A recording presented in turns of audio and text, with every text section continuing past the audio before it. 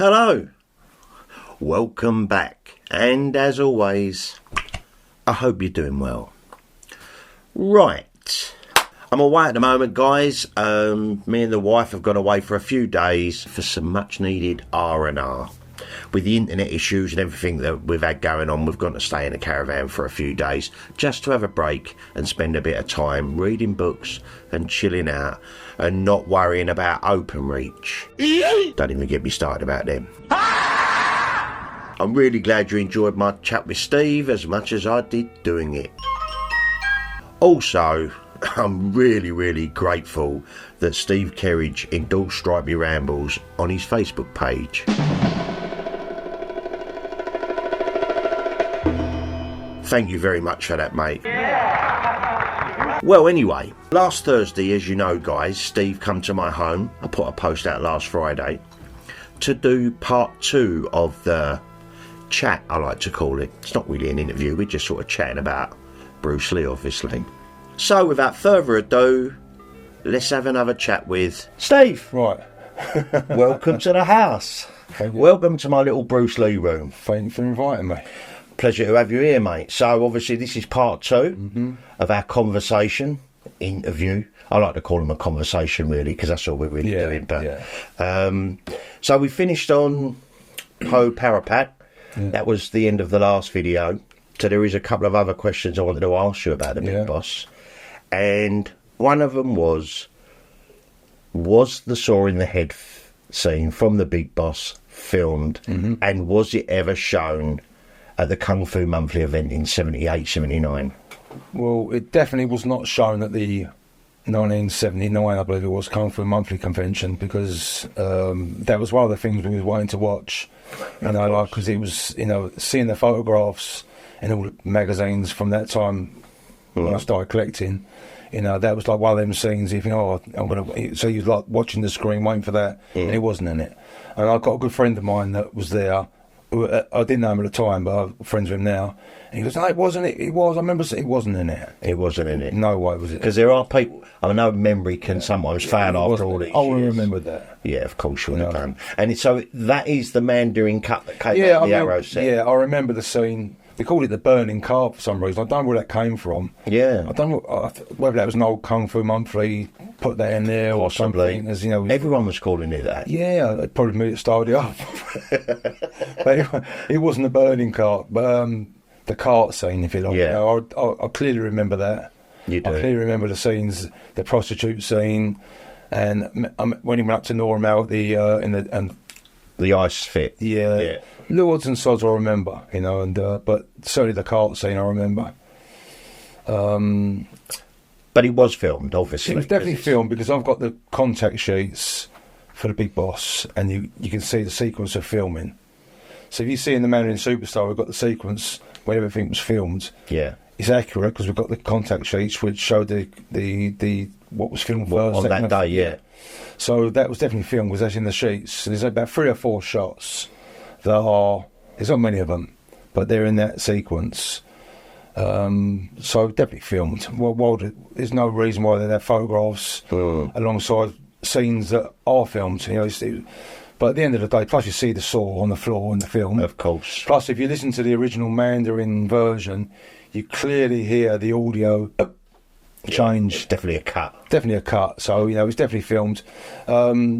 As far as we could find in our research, you've got to look at different factors, and you've got to look at the sign of the times, meaning the censorship at the time was starting to kick in Southeast Asia especially, because like Singapore, which are ultra strict anyway with most things, Singapore, they were the main, like cafe films that are based in Singapore, they were the main distribution chain for Golden Harvest. Right.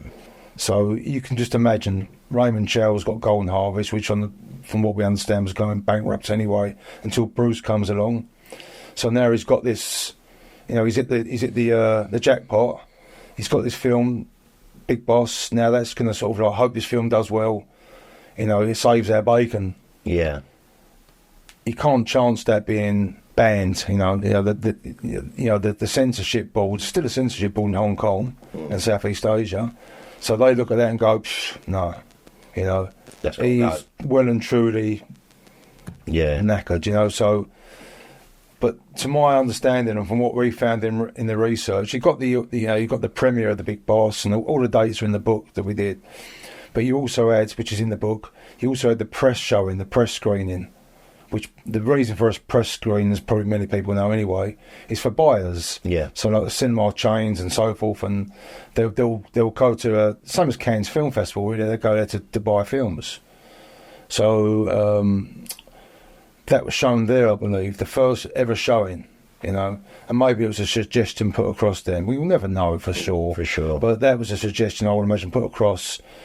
Yeah, cut that bit out because, you know, we can't really show that in our chain of cinemas because we won't be allowed to. Yeah. You know, so that was cut. You know, it's cut pretty bad, really, when it was that. Well, there was obviously a few cuts because with the Mandarin cut, we've got an extra 10 minutes now. Yeah, but that was shown. I mean, the original Mandarin one you've seen there in the Arrow box set, if you like, that was shown at the Kung Fu Monthly Convention. That was the original version shown at the premiere. Right. You know, it wasn't until it was released in the West, you know, and was that most likely that was cut for time. Because they wanted to get more people, more showings during the course of the day, so they cut them down. Yeah, that was often done with film, wasn't it? They cut it down, you know, for screening times.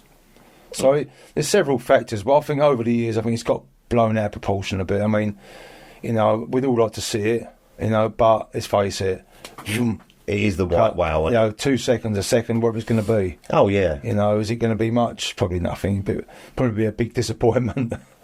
You know, I'd still like to see it though. Yeah, of course. Of course, yeah, of course. Yeah. But, you know, it's one of those white wows. Yeah. Yeah.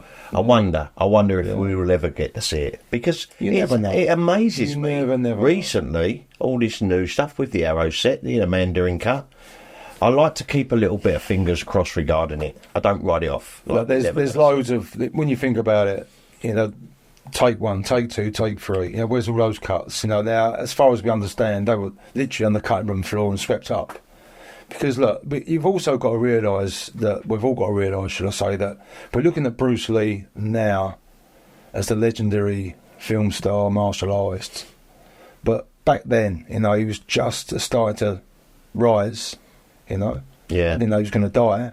You know, to me, and the Hong Kong film industry was like here today, gone tomorrow. Yeah, you know, and it's like they make a film every other week. I've heard this. You know, I know Bruce Lee didn't do that, but most of the Hong Kong film industry did. You know, and they'd be literally just churning it out like on a conveyor belt. So to them, it wasn't important to keep off cuts and different takes. It was like the next film. What got lost on the floor, Steve? Yeah, well... We got lost on the floor. Yeah, you got more chance with Warner Brothers. Yeah. But there are rumours about outtakes from Way of the Dragon. Listen, there's a possibility that somewhere in a dusty old cupboard and a dusty old can, you know, there's something that's not marked up. Would be nice, wouldn't it? It would be nice. Well, this is a question from one of the subscribers. Is it true that Bruce Lee didn't get on with the fight coordinator Hung Ying-chi, obviously the big boss? Rubbish. That is absolute rubbish. Yeah, definitely. Yeah. I mean, I've seen them either cut his hair or doing something. Listen, I don't know where that rumour started, but there's many rumours that get started and everything, you know. No, that's rubbish. It is. Yeah, Bruce Lee had total respect for him. He had respect for his elders in general, didn't he? Of course he did, and apart from that, look, he's gone on board. Hang Ying-chi, if I'm pronouncing that correctly, you know, he was a well-known fight choreographer. You know, he was the man, I believe, that introduced the trampoline work into the Hong Kong cinema. Right. So he had a lot of sort of upstanding respect, you know, and Bruce Lee would have done as well with him, you know. I think they confuse it because of the bad press between Bruce Lee and Lo Wei. They think, oh, maybe he was falling out with everyone because he went in there and took over, and you know, like the James Chen business, you know, James Chen was the main star and Bruce came in and James Chen didn't like that and he resented rubbish. That's a load of rubbish. Yeah, of course James Chen wasn't the main star. He was just a name. He was a known face. And I suppose it was a little bit of insurance. So if Bruce didn't quite work out, at least they got another well-known star in the movie. You know, like if you had Brad Pitt and Tom Cruise in a movie, you know, if Brad Pitt didn't come across, at least they've got Tom Cruise to fall back on. Yeah, so you got to look at it realistically, and there's loads and loads of silly rumours going around, like the Poropak we spoke about, you know, with the Bruce was challenged by the stuntmen. Absolute rubbish. Yeah, the TIE fighters. Absolute rubbish. Yeah. There's a lot of them floating about. I'll get asked a lot. I'm not saying people didn't go, let's see how good he is, Challenge, is it? The way they put it across. If you look back really, you think really, it's good publicity. Yes. We've got this new star, Bruce Lee. He went to Thailand. He was challenged by the toughest Thai boxers out there, but he beat them all. The star of Hong Kong movies, So the boost, it's all sales pitch.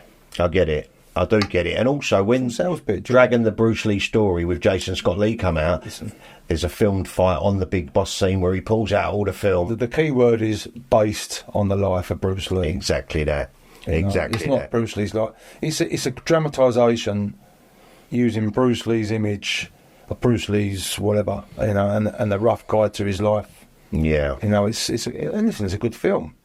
Yeah. It's a good film.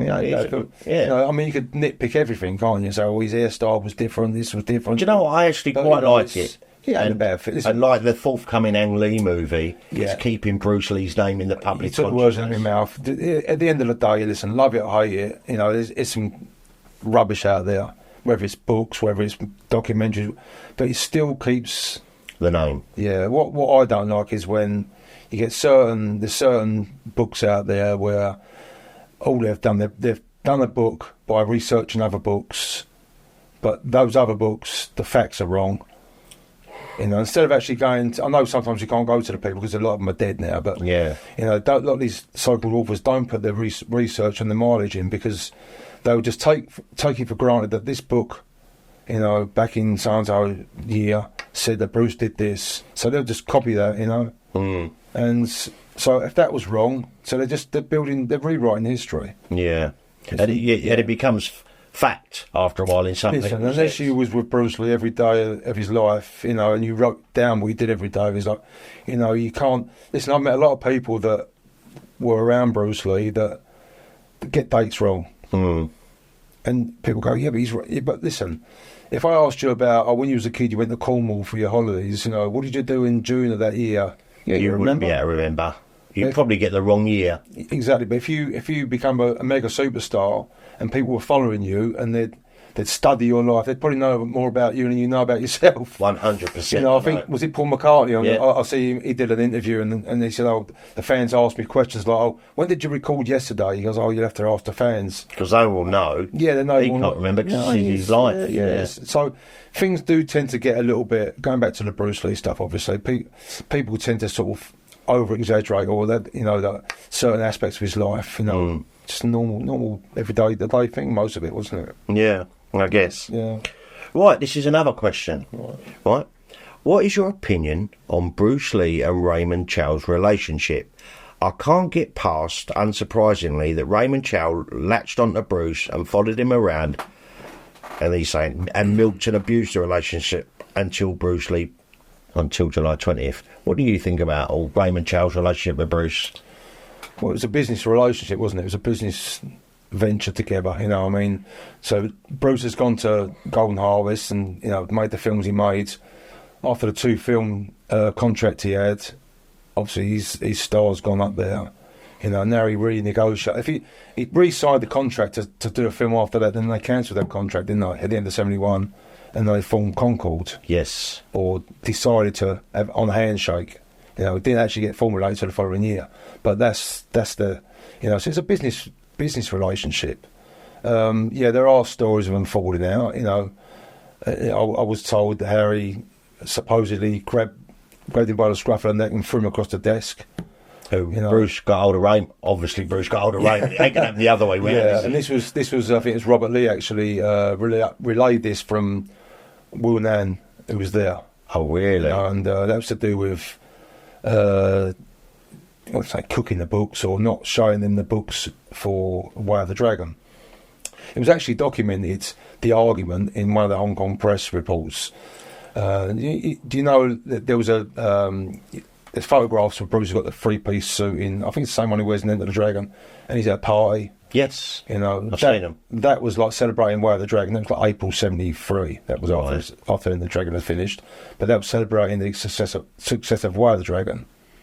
So one of the reports in one of the magazines, like Cinema or something, they said, just to prove that Bruce and Raymond Chow are still the best of friends, and they're sort of like, they've got a glass to each other, like, you know. Seeing the photograph. Yeah, you know, so they're definitely falling out, but I don't think their relationship would have lasted too long past Enter the Dragon anyway.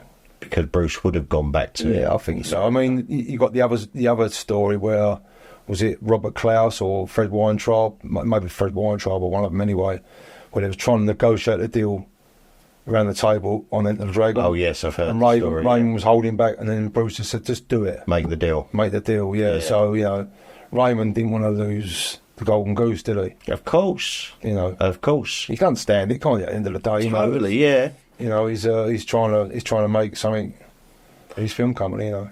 Yeah.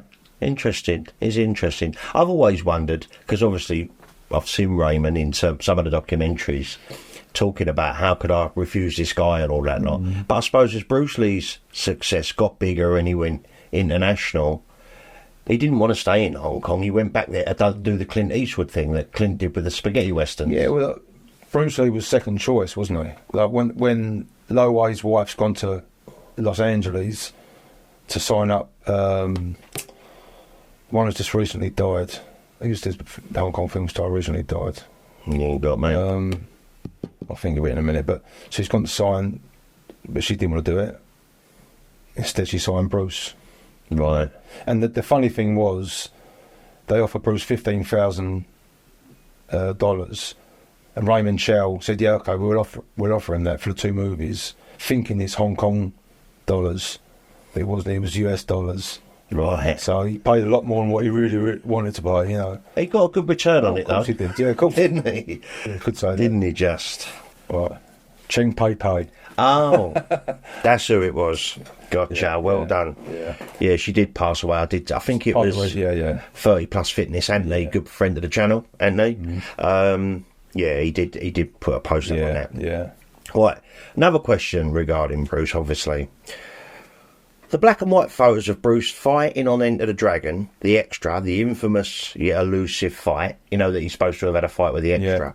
But there seems to be a hell of a lot of photos of that fight, if that was a real fight, because as we know, when Bruce had a fight on the set of Enter the Dragon, it was over and done with really quickly. Yeah. Do you think them photos are of the fight, or do you think he's just sparring with someone and they've just taken them? There are several. I mean, there's quite a lot of photos of him, like some of him sparring with Bob Wall and so forth. You know, there is a set of photographs of him kicking an extra. When you tend, it's hard to look at a photograph and really get the truth out of it, but it does look that way. That this extra looks a little bit. Look on his face as if he's done what he's playing about. Right. But who knows? I can't really answer that. Wasn't there? But you can, because there's so many photos of that bit. Yeah, I mean, it kind of makes me think: is it another like Bob Wall set of photos? Like you said, like people say, like a fight. I mean, a fight. You know, hardly a fight. You know, they probably try to throw a kick and he's gone boom, bang, bang, bang, and that's it. Like, you know, and so done with losing teeth, blood in your mouth. Yeah. Interesting. I thought that was quite an interesting. Interesting question, because obviously there was so many photos. I'm thinking, well, how quick was the fight then? There's one photograph in that set of photographs where you got Anna Caprice sitting there looking over her shoulder. Yeah, I've seen it. Yes, you know what I mean. Yeah, yes, I have seen it. I know she said that in some interview that she was there when it happened. So, but they all say that, don't they? You know? Of course. So they was all there. I was there. Well, I remember it. Right. The famous Henry Wong footage was said to have been destroyed after Robin's Nest Productions had used what they wanted for the Enter the Dragon on location promotion. Yet rumours are still around that Warner Brothers hold it or was with a private collector, the late Fred Weintraub. It's kind of hard to believe that 5,000 foot of footage would be destroyed by any film company, large or small. What's your thoughts on this, and is Henry Wong still alive? I think he passed away, didn't he? I'm not sure. No, I'm not sure either, to be honest with you.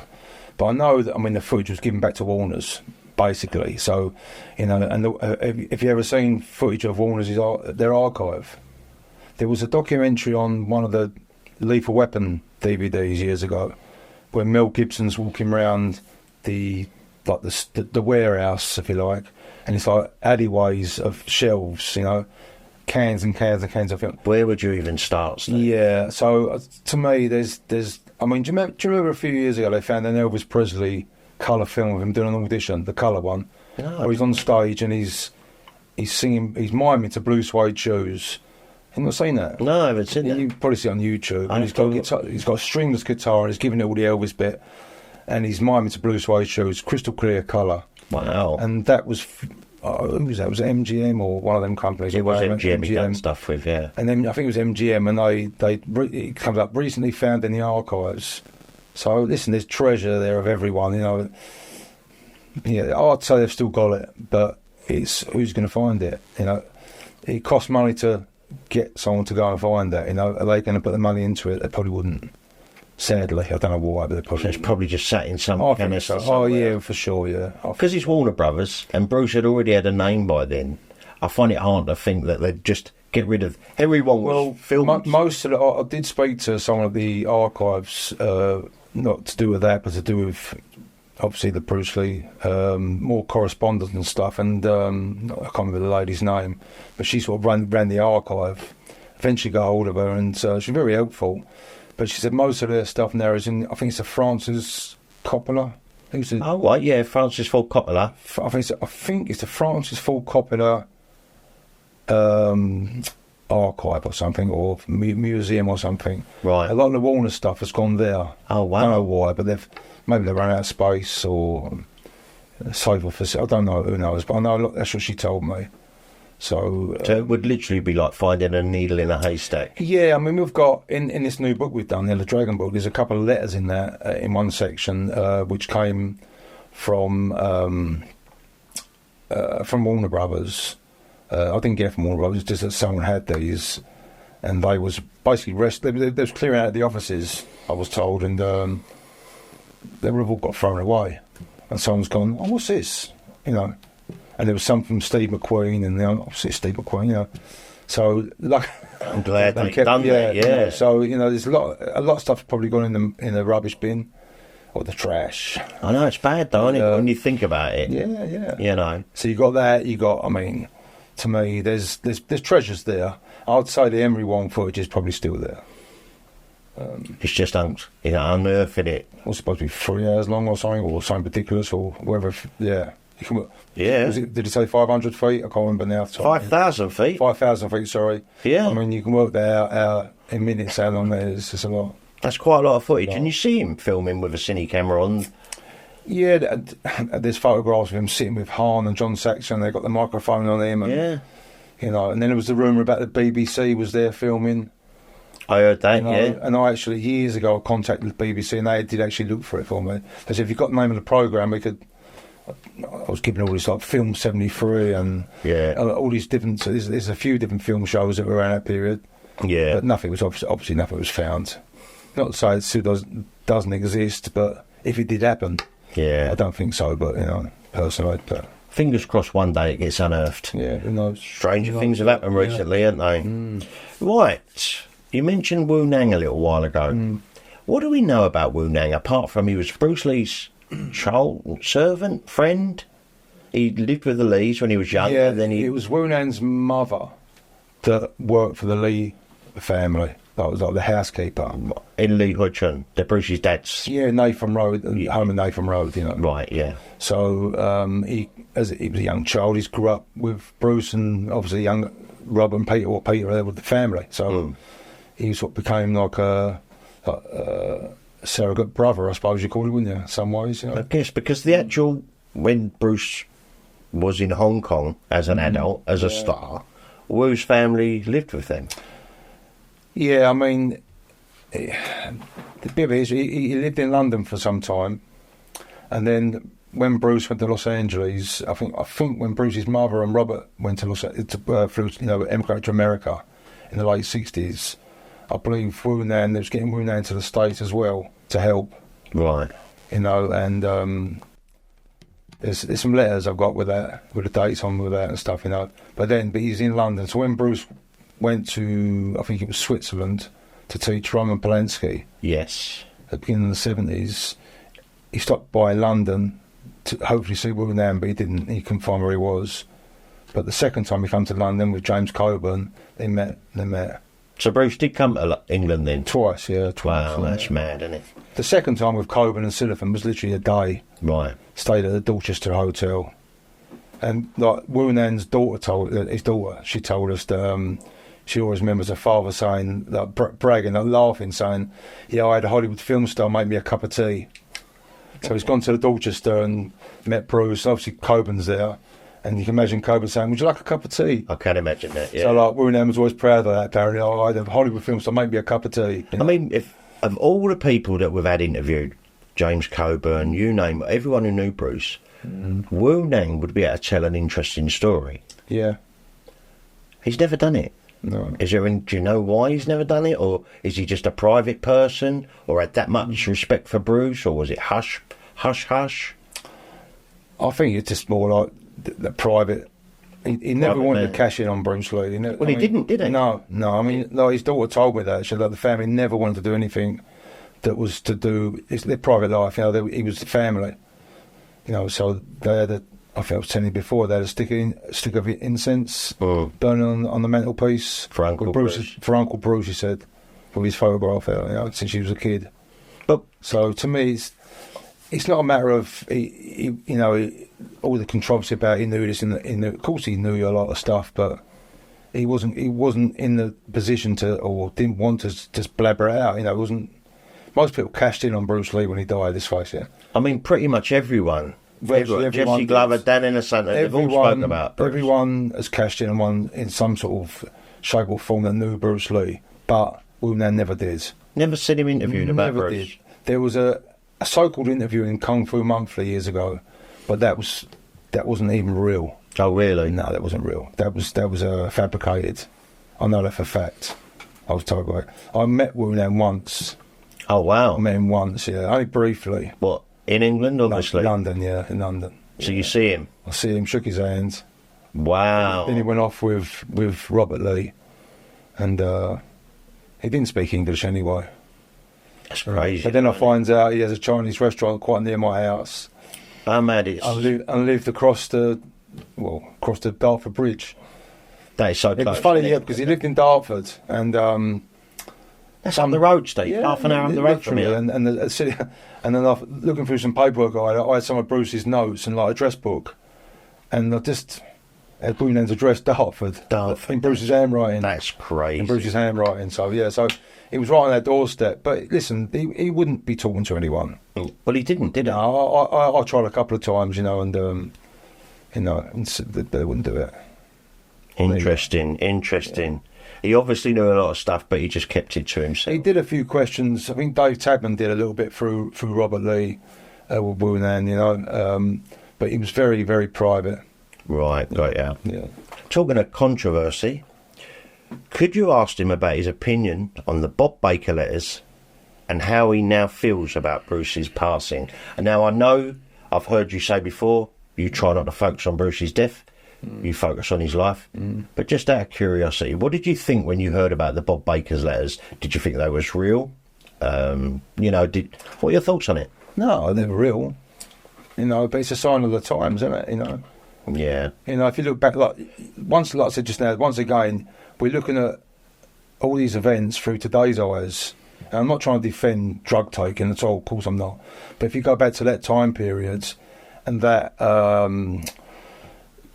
part of Bruce's life, the people he was associating with, the Hollywood set, the jet set, the Hollywood jet set. Yeah, it was very much like a like a designer drug, but it was a party drug. You know. So, but I truly believe with Bruce Lee, I think that let's be honest, for someone that is hell bent on keeping themselves fit and making themselves the best they can be, why would they take drugs if it's going to screw them up? Unless you think it's, going to make you stronger. So, and going back to the sign of the times, in the music scene, you know, some of the best songs of all time were wrote under the influence of some sort of drug. Agreed. You know, so a lot was said at that particular time in history that these were mind expanding, you know, they would improve this and improve that. So I think there's a good chance that maybe he experimented to see if it did expand his mind and his thought and improve his ability as far as his philosophy on fighting was concerned. So, and that's not trying to defend anything. That's my take on it. Yeah. It's like the cannabis, isn't it? Like we're all finding out now that cannabis is actually good. Taken correctly, maybe microdosing, is good for you. Same as the mushroom. Yeah. Psilocybin, Yeah. I'm not talking about the ones you get on your pizza. No, obviously. But like, yeah. But yeah, so certain drugs that are always frowned upon. Listen, you could talk about this all day long. You could say a big pharma says you can't take cannabis, take our tablets instead. Yeah, I mean, I thought the LSD. I totally understood when you look at Bruce Lee's philosophical side and the deep thinking side. Yeah. For me, I was quite surprised about the cocaine. Yeah. But like you said, of the time, and the Roman Polanski's, the James Coburn, the Steve McQueen of that time, they'd have all been at his show and tape. Listen, I'm not condoning any of it, or giving it any sort of like saying it's right or it's wrong or anything else. It is the sign of the times. That's what I can say on it, really. Yeah, it didn't diminish my admiration for Bruce Lee at all. And Bob Baker kept quiet about it all them years, didn't he? I suppose he didn't want to release him while he was alive because maybe the world would have gone, that's the reason he lost Bruce. The mystery is they're supposed to have appeared in some boot sale that someone's picked up. This is what I heard. But it probably find it was his kids or something that sold them off. They sold for a lot of money. Listen, everyone can knock that. But if you've got these letters in your cupboard and you think, well, I'm getting £1 million for this, and you're living in some little shitty house somewhere, you're going to do it. You're going to do it. You're going to do it. So, listen, it is what it is. This is an obvious question, and we're talking about your books now. Moving off from the controversial stuff. Please ask Steve if he plans to do books for Enter the Dragon, Game of Death, and The Jade Warrior and Blind Swordsman. Now, I know you covered a little bit of that in the end of Intercepting Fist. You've done quite a bit on that. So, I know you've nearly completed the book, and I know they take a lot out of you, but I suppose the question is, will you be doing follow-up books in this series? Yeah. Great. It's not a 5-minute job, you can... Listen, I can knock a book together, like, in a month, but to do these type of books... These deep dives. Oh, mate, they're just so... They take so much of your time, and I've got a life as well. I know. I've got a living to earn. Because I don't do this for my living, obviously. Yeah. Contrary to what people probably think, I'm earning millions of pounds out saying, trust me. You mentioned it in our last video. Yeah. You trust me. It is what it is. Yeah. But so to me, I do it because I enjoy doing it. It'd be silly to say I'm not going to, because you'd carry on, wouldn't you? You'd carry on that time. Yeah. I tend to do my books in like timeline form, so the next one would obviously be Game of Death period, wouldn't it? 72. Yeah. So you heard it here first, guys. Sorry about that, Steve. Sorry about that, Steve. So there will be. I mean, obviously at the moment, this book's still coming out. You're focused on that and getting it all. Yeah. And as far as like the warrior pictures, they call them the Jade Warrior for some reason. But you got to look at. You got two photo shoots basically that separate it. You got the Shaw Brothers, and you got obviously the original ones, the Golden Harvest. Yeah. The Golden Harvest ones have been covered as much as they're ever going to be covered in Intercepting Fist. If anyone hasn't seen that, it's right at the end of the Intercepting Fist. And it wasn't for anything particular, and we've got that from the mouth of the person who put the makeup on Bruce. The makeup artists.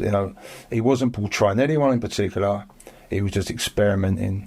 And he was just going through, messing around with costumes on. Yeah. Plus, it's good. It's good material for the magazines and the publicity But we all know he wanted to do a period drama, so I suppose he wanted to look back and to see how it looked. Yeah. Like the Zatoichi bit, the Blind Swordsman, that was just him purely messing about. Like we do impressions of people just for a second. Yeah, he wasn't dressed as Zatoichi. If you look at the costume, he's got the same costume as one of the other costume sets in that series, if you like.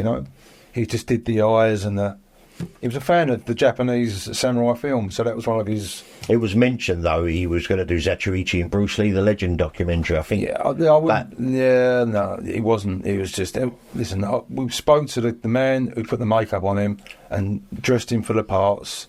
Nice. You know, and all we did in the Intercepting Fists, me and Darren, what we did to pad it out, but to make more of it. You know, because we could have just put photographs and put, you know, Chang Hok Kong, you know, says Bruce wasn't doing blah, blah, blah, blah, blah, blah, blah, end. Yeah. But, so why in one scene has he got double swords? Why in another one has he got an axe? Why in another one has he got a fan? Yeah. You know, so what we did, we separated it and said, right, although he's not portraying General so-and-so from the Qing dynasty, this particular person in history was known for the broadsword, or is known for the axe, or is known for the mace. Yeah. So Bruce was just using an array of different weapons, just for a visual effect, just to see how it looked. Yeah, and all we did in that book was to say, well, this weapon was famous, or made famous, or was in Chinese folklore by this particular person from the Qing dynasty or the Tang dynasty or whatever it was. Right. So that's all we did, and a lot of that, you know, is Darren, because Darren, being of Chinese heritage, obviously has got a wealth of knowledge with that. Yeah. Same as we grew up with Robin Hood. And all that. Yeah. So so really, that's why we did that. But I don't think there's any point in doing anything else, you know, on that. I know you get the fans that say, "Oh, can you get every single photograph in?" You know, it's a not mission impossible, that isn't it? Yeah. Okay. And the Shaw Brothers stuff, obviously, that's a separate thing altogether. Yeah, that is. Yeah. So the follow-up book to Bruce Lee Dragon will be about Game of Death. Yeah. And that period up until. Yeah, which we've got the title for, which we're not going to come out with. Right. Okay. Right. Moving on. But you heard it here first, guys. Does Steve plan re-releasing some of your rarer books like the Jay Sebring Connection and Bruce Lee, a photographic retrospective for fans who missed out on them the first time? No. There you go. And the reason being, because these were brought out as limited editions, and that's what it means, a limited edition. So it wouldn't be fair to go, right, we're bringing this so-and-so book out, a limited edition, and then suddenly... Well, what about going to softback like you do with the other books? Some books will be. Right. Some books will be, but some books, like those ones you mentioned, won't be, because they were lay flat books. Right. So with a lay flat book, those that have got a lay flat book, the idea of that is when you open the page, you've got no centre crease. So you can literally have someone's face there. You could have someone's face across the middle of it without it looking like his boss-eyed. You know, so it's more of an artistic art that sort of style book. Those books were designed for that.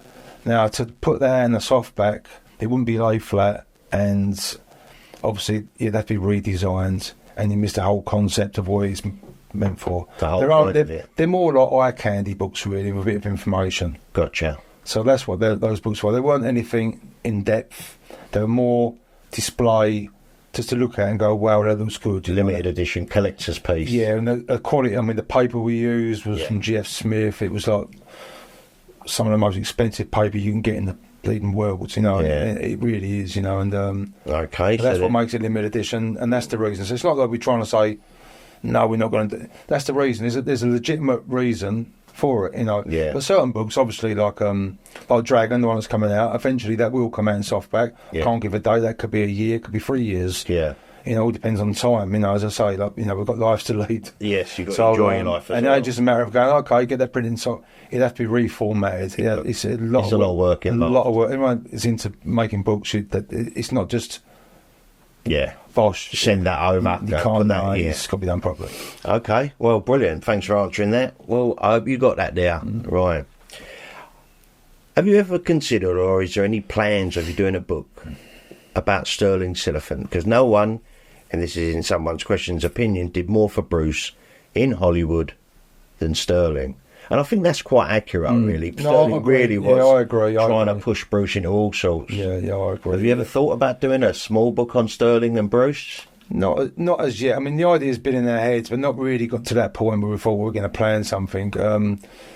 once again, there's several approaches to that. You could do a book, where you've got the history of the whole relationship, and maybe even on Sterling Silliphant prior to Bruce Lee, so people know who he was and so forth. You could do that.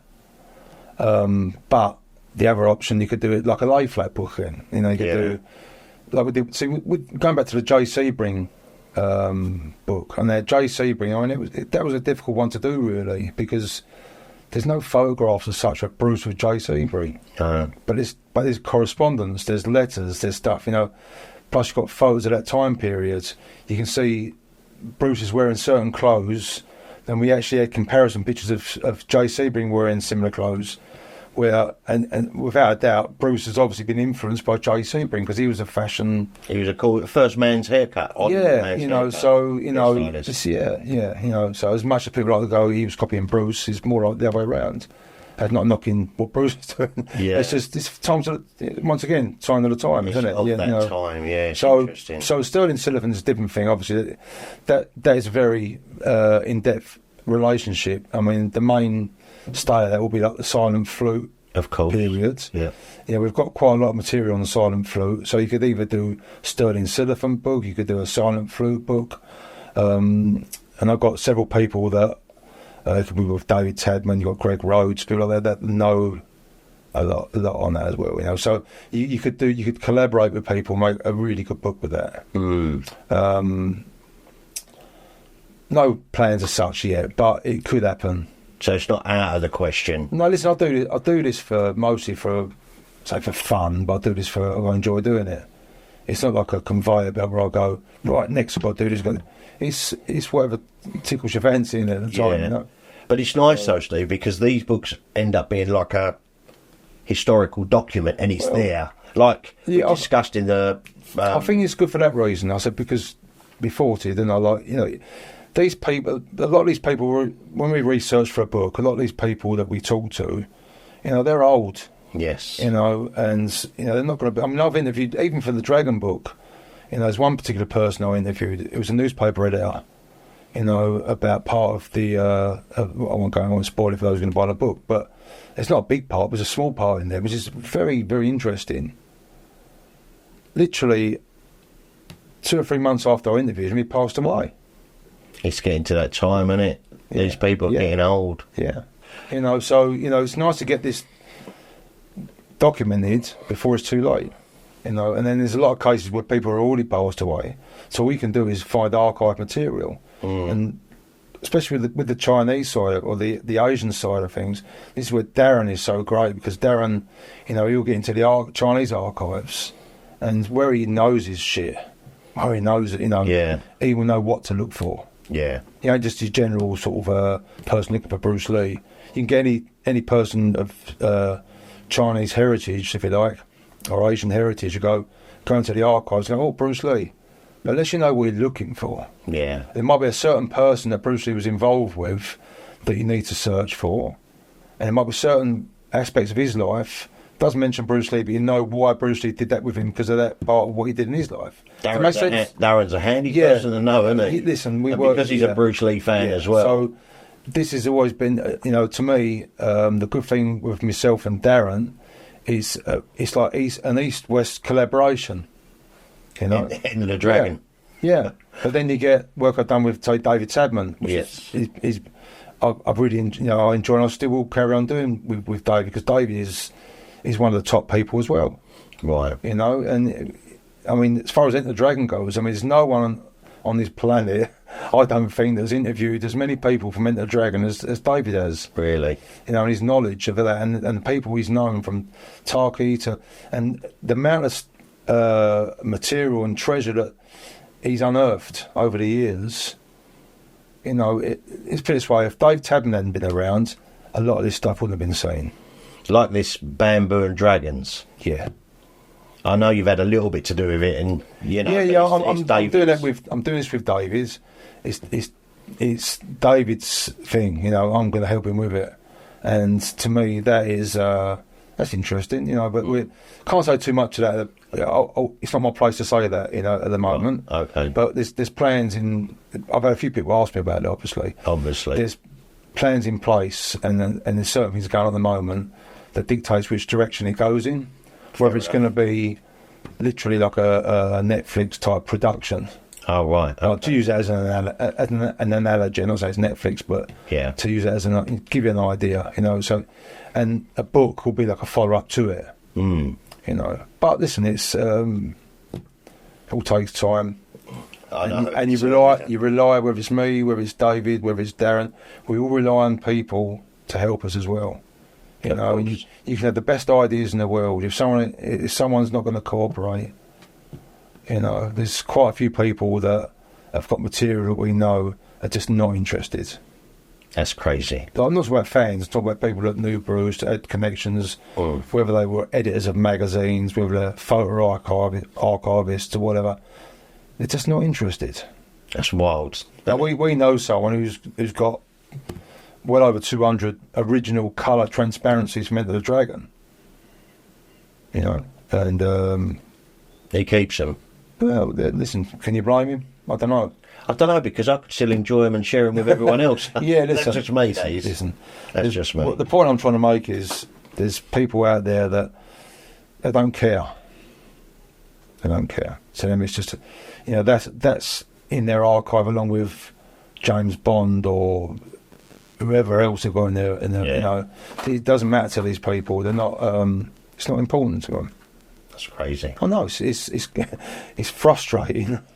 But it is what it is. It is what it is. Yeah, it is what it is. That's quite interesting. Now, another question.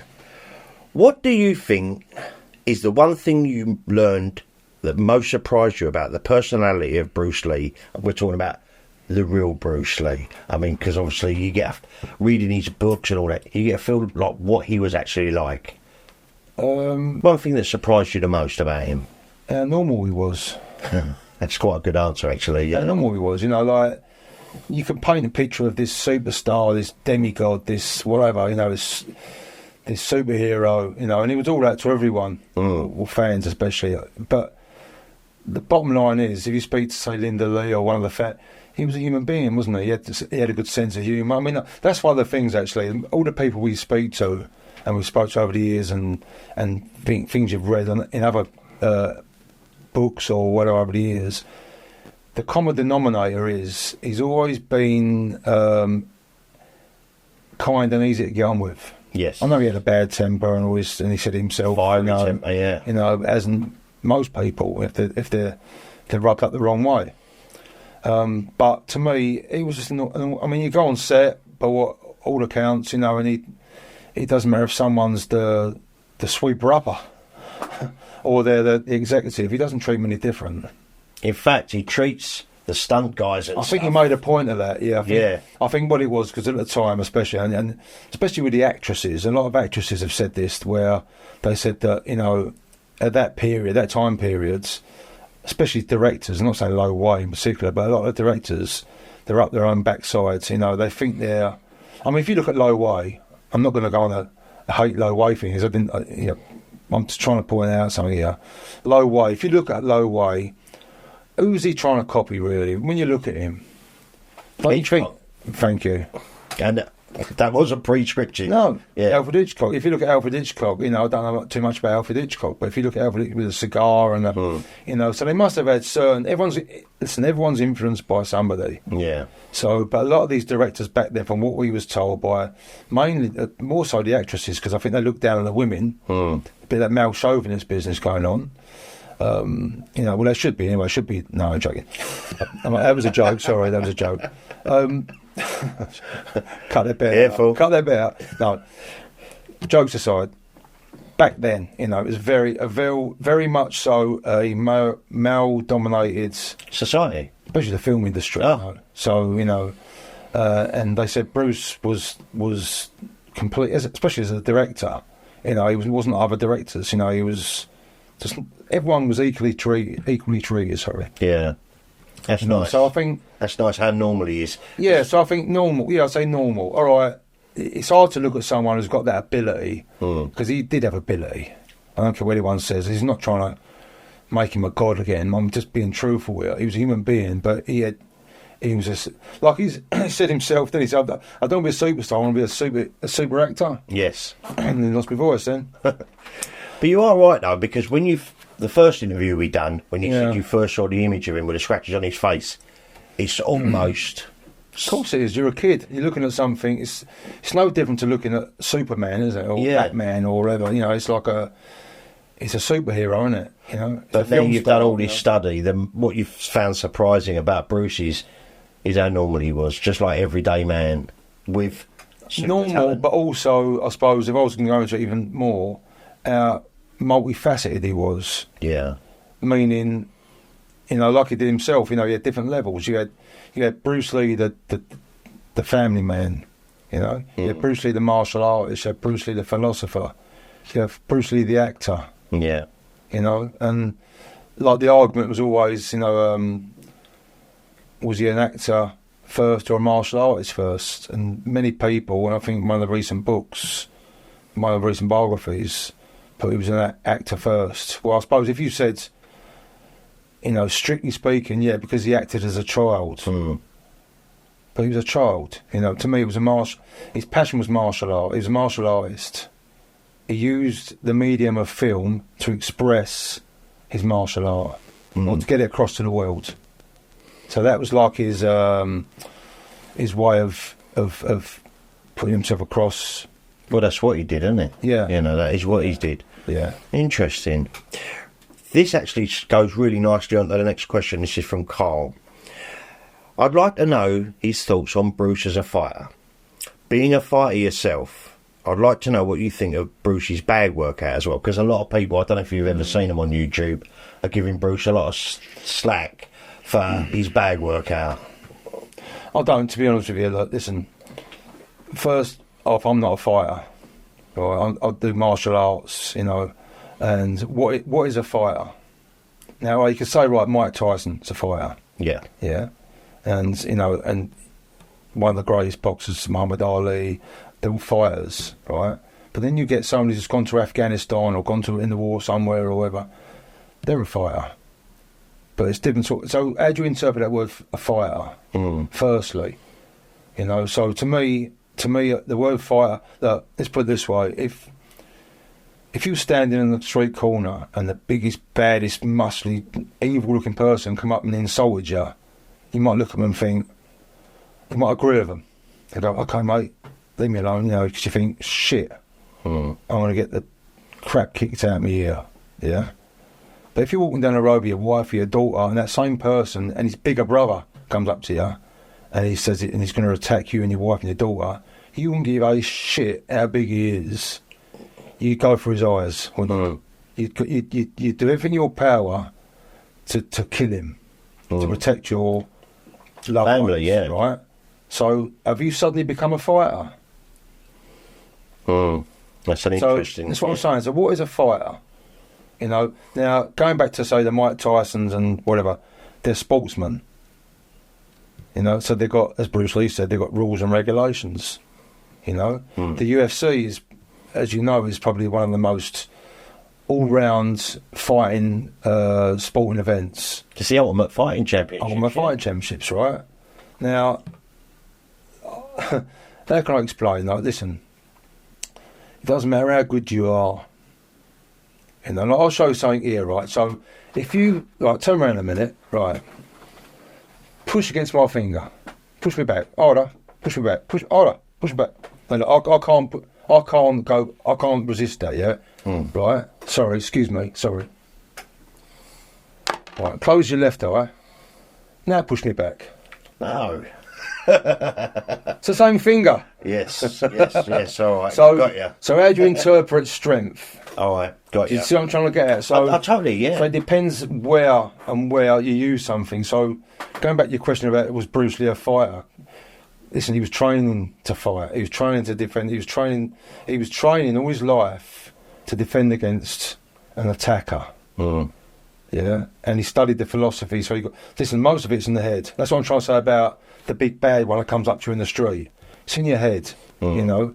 Now, if someone comes up to me in the street who's big and bad and says something to me, I'm like everyone else. My bottle would probably go. You think, But if you had to go at your daughter... If my wife was with me and I was like, I had to protect them, I can give a shit. Yeah, of course. I wouldn't give a shit how big he was. Yeah. I'd pull his eyes out his head if I had to. I'm not a violent person, but what I'm trying to say to you is, so I'm a fighter then, and suddenly I become a fighter. Yeah. But if you're training all your life, if Bruce Lee's trained, the majority of his life he trained to be able to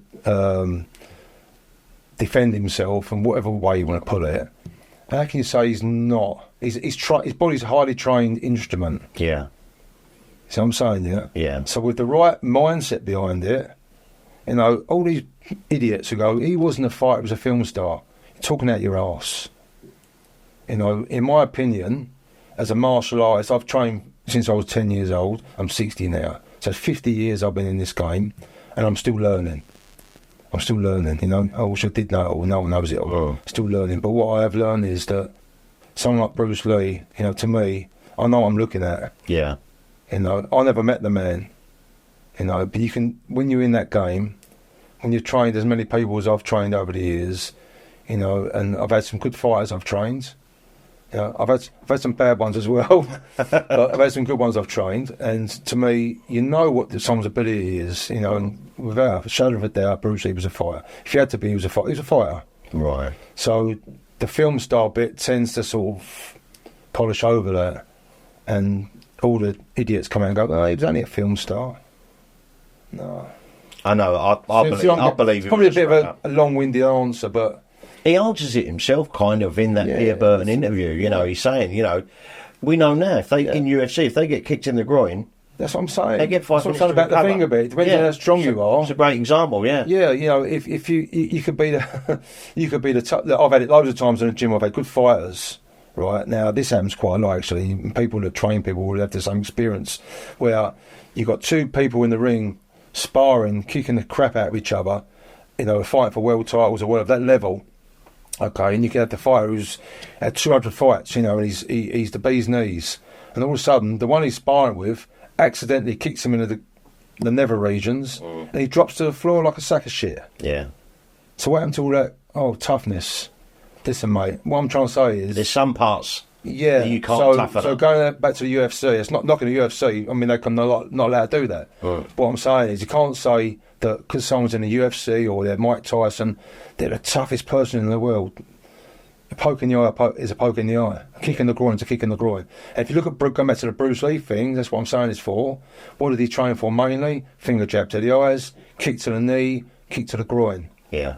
What you see him do in the movies was different. Of course. It had to be over exaggerated. It's dramatised for the films. It looks better. So that's where the confusion lies, I believe. Well, I think you answered that perfectly. I don't know. I think it's probably a bit of a long-winded answer, but just I'm trying to. Just what I wanted. Final question for you on this lot.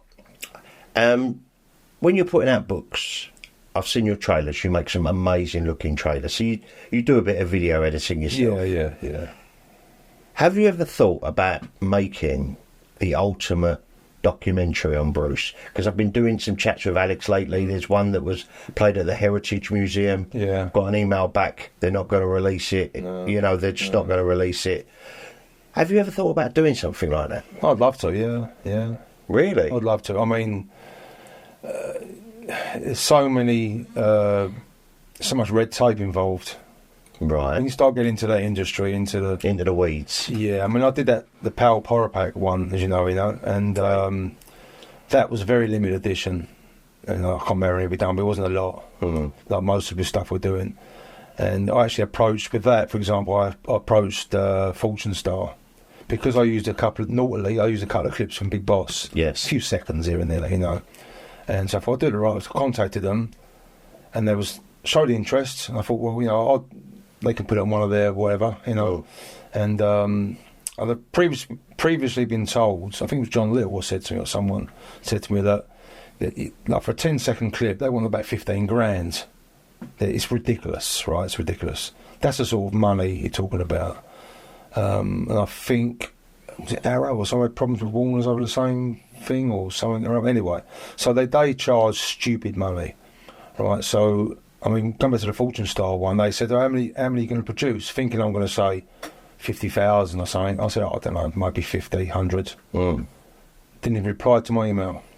So that was fine, yeah. So they thought, ain't worth us worrying about this. Of course. If it was going to be in the thousands. Yeah, so I tried to do it the right way, so I'm trying to say, but I suppose if you put out a documentary, that would be different. Yeah, if you did your own, if I did my own one, I just did as a limited edition somewhere, I don't suppose I'd get any kickback off of anyone, really. But if I was going to do something like that, I'd only do it if it was... I did a little one years ago, I called it King of Kung Fu. I showed it at a couple of the events. Right. It was only like a homemade thing I made with photographs and stuff, it was nothing like we're talking about now. And, that was fine. That was just a bit of fun to show at different events we did. But other than that, to do a proper...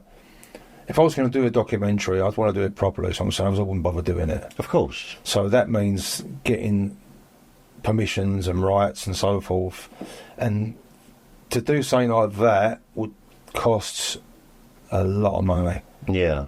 So to me, you'd need a backer. You'd need like your Netflix. You'd need something like that, like we're saying, like possibly with the one me and Dave Tabman are doing. Yeah. Hopefully going to be doing. You need the backer of a big production company, film company, right, whoever, to put the money in it. If they come along and said, okay, we're giving you 200 grand to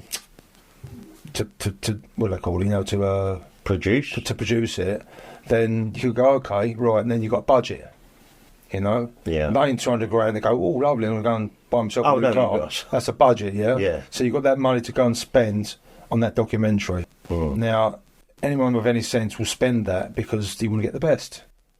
But that's nothing anyway, 200 grand. Not for it, no. Yeah, I mean, but maybe for Bruce, I don't know what they...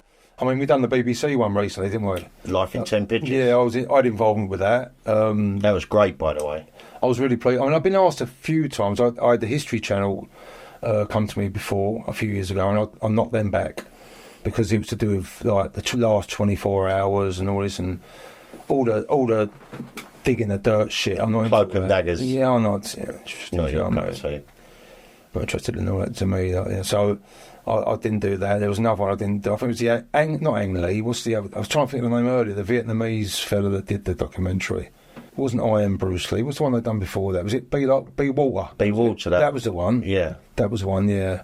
I didn't get involved in that. I wasn't a big fan of that Which, one, to be honest, I'm watching after, I'm glad I wasn't. Yeah. Not that I'm anything special. I'm just trying to say, on the personal level, I'm glad I didn't get involved in that. The BBC come to me, and I'm assuming because of the books and stuff, Of course. And they it was because of the books. I mean, they come to me and straight away, what's it about? When they said the Life in 10 Pictures, I knew exactly what it was going to be about because I'd seen their first series, which I was quite impressed with. I think they did a John Lennon or. I know they've done a series of them, didn't they? Life in 10 Pictures. The Bruce Lee one was on the second series. And so straight away I thought, cool, this would be good. So I had quite a lot of work to do with them. I was dealing backwards and forwards with them. It was for weeks and weeks, and I was sending them photographs and giving them ideas. I mean, Life in 10 Pictures, they must have had 200 off me. Didn't matter.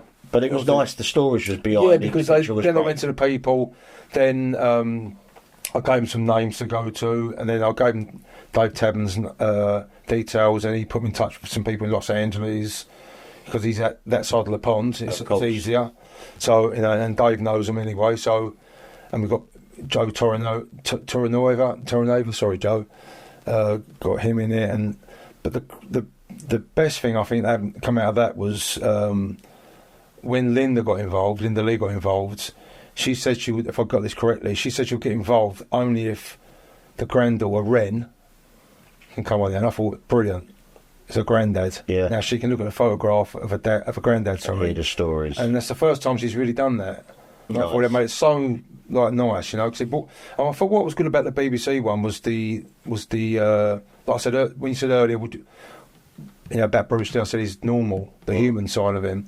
That the human side of him come across. It does in that, yes. Well, you got Danny Innocento, and then he's got a tear in his eye. He makes it's a real person we're talking about, not some poster on a wall. And that's what I think he did. So going back to me doing one, if I did one, it'd have to be along that sort of line. where I'm not saying I wouldn't try and make something that makes him like, as I said, like a demigod, but it's just the truth of a human being, a life of a human being. Your book was a great reference, by the way. That's another idea. You know, I put to me before. You know, like say like Mandarin Superstar. You know, make a film out of it as far as a documentary. Do you remember there was a documentary years ago on Elvis? It was called Elvis 56.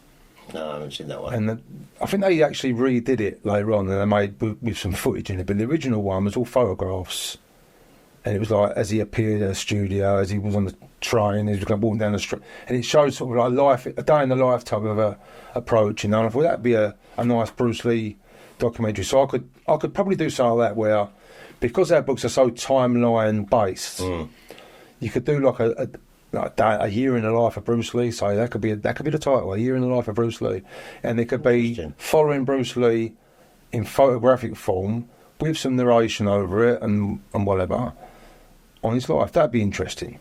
But that is a section of his life. Don't forget, to do his whole life. You know, is a bit more... To do Bruce Lee's life, like most people really, to do Bruce Lee's life in a documentary, it'd have to be like the Chinese series. It was about 2,000 episodes, when it was like... You know, didn't you? Yeah. But well, 32 years, actually. Yeah. So, you know... Oh, but I think that would be amazing, but it was just... You never know. It would be nice. I mean, you need the backing. Have you got a favourite documentary out of all the Bruce Lee documentaries that have been done? Have you got a favourite? I mean, I didn't know he was going to ask me that, but I suppose if I didn't know he was going to ask me any of these questions. I know. But with that one, I suppose it depends on what you look at. If you look at it as, like we were talking about, the BBC documentary was nice because it showed the human side of Bruce Lee and with people that knew him as friends and family. But if you look at some of the one, so like the very, very, very first one, Bruce Lee, the Man and Legend, although it showed the funeral footage in it, you know, which is part of life or part of death, you know, it's what it is. Part of his story, for sure. It's part of it is, you know. And what I like about that, I'll probably put that as probably one of my favourite as far as footage goes, because it's just after the fact, you know, it's so raw. Oh, yeah, Raymond had the wherewithal to film it all, didn't he? The dismantling of the house and stuff. That's exactly what I was going to say. You see the house, you see the Mercedes still parked in the driveway. It's the dogs. You see then you see him in the Golden Harvest office where they're taking stuff off the wall. Yeah. Then you see, obviously, apart from the funeral, you see Linda at the airport, you see her in Seattle at the University of Washington. And plus, it's interspersed with loads of clips and photographs. I quite like the Man and Legend, especially how they've remastered it now. Is the quality's really good. Yeah, it is good. And what I like about that is I suppose it's the narration over it. It's very old, isn't it? It's definitely of the time. Very, what's the word? Like that era. Yeah, you know? It has got that. You know, like the Pathé News type of feel to it. Yeah, if that makes sense. Yeah, I totally get it. So I think if I had to choose one overall, because of the footage and because of when it was taken, when it was made, will be Bruce Lee, the Man and Legend. Excellent. I'm not saying it's the best documentary as far as his life goes. It's not, but as far as visually, what they show. Yeah, I think because it's early days. That makes sense, you know. Well, it is hoping that one day you may get the time and the inclination and the backing to maybe put something, an idea out there. Because I said on my interview with the KFG, I don't feel the best documentary's been made yet. Well, if Elon Musk is watching this, Elon, or I know you watch, Bill Gates or someone, I don't know. Yeah. All right, Steve, this has been absolutely great, mate. Yeah, I've enjoyed it. Loved having you around my home. It's been great fun. Listen, I'm honoured, mate. Thank you very much. Thank you very much. Very much. Keep watching this man, yeah, please. Good. Love it. Listen to Steve. Cheers, mate. All right, cheers. Well, I hope you enjoyed that, guys, as much as I did. Thanks, Steve. I really do appreciate it, mate. And when I'm back and you've got a little bit of time, I'll definitely come over and we'll maybe go and get another bit of breakfast together or something. We'll have a catch up for sure. Really do appreciate it, mate. Thank you. Right. Thanks, everybody who's been writing comments recently. It's fantastic. I really do appreciate you all. All the thumbs up, the emails and everything else. I'm overwhelmed. I really am. But I really do appreciate each and every one of you. Thank you. Right, with that, I'm going to love you and leave you. Have yourselves a terrific week, guys. Much love. And I'll be back with another ramble real soon. You take care of yourselves now.